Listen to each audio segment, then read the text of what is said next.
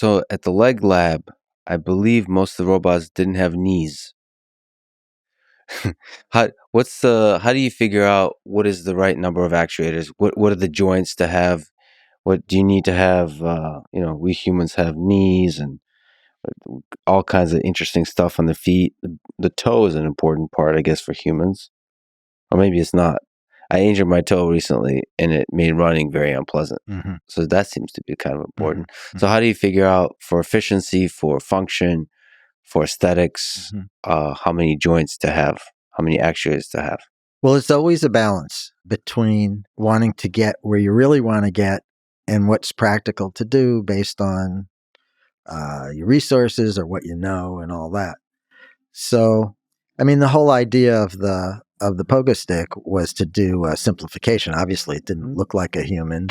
I think a technical scientist could appreciate that we were capturing some of the things that are important in human locomotion without it looking like it, without having a knee, an ankle.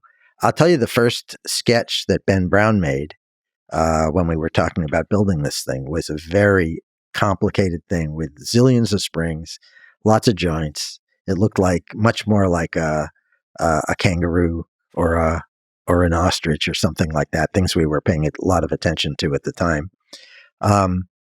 So my job was to say, okay, well, let's do something simpler to get started, and maybe we'll get there at some point. I just love the idea that you two were studying kangaroos and ostriches. Oh yeah, we did. We filmed and digitized data from horses. I did a dissection of a ostrich at one point, which has absolutely remarkable legs. Dumb question: do ostriches have like a lot of musculature on the legs, or no? Most of it's up in the feathers, but there's a huge amount going on in the feathers, including a knee joint. The knee joint's way up there. The thing that's halfway down the leg that looks like a backwards knee is actually the ankle. The thing on the ground, which looks like the foot, is actually the toes. It's an extended toe. Fascinating. But the basic morphology is the same in all these animals. What do you think is the most beautiful movement of an animal? Like, what animal you think is the coolest? Land animal. Let's go. Because fish is pretty cool. Like the way fish moves through water, but like legged locomotion. The slow-mos of cheetahs running are incredible. There's so much back motion and grace, and of course they're moving very fast. The animals running away from the cheetah are pretty exciting. The pronghorn, which they do this all four legs at once jump called a pronk to kind of confuse especially if there's a group of them, to confuse whoever's chasing them. So they do like a misdirection type of thing? Yep, they do a misdirection thing. The front-on views of the cheetahs running fast where the tail is whipping around to help in the turns, to help stabilize in the turns. That's pretty exciting. Because they spend a lot of time in the air, I guess, as they're running that fast. But they also turn very fast. Is that a tail thing, or is that do you have to have contact with the ground? Everything in the body is probably helping turn, because they're chasing something that's trying to get away that's also zigzagging around. But I would be remiss if I didn't say, humans are pretty pretty good too. You watch gymnasts, especially these days, they're doing just incredible stuff.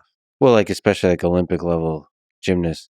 See, but there could be cheetahs that are Olympic level. We might be watching the average cheetah versus like there could be a really special cheetah that can do like. You're right.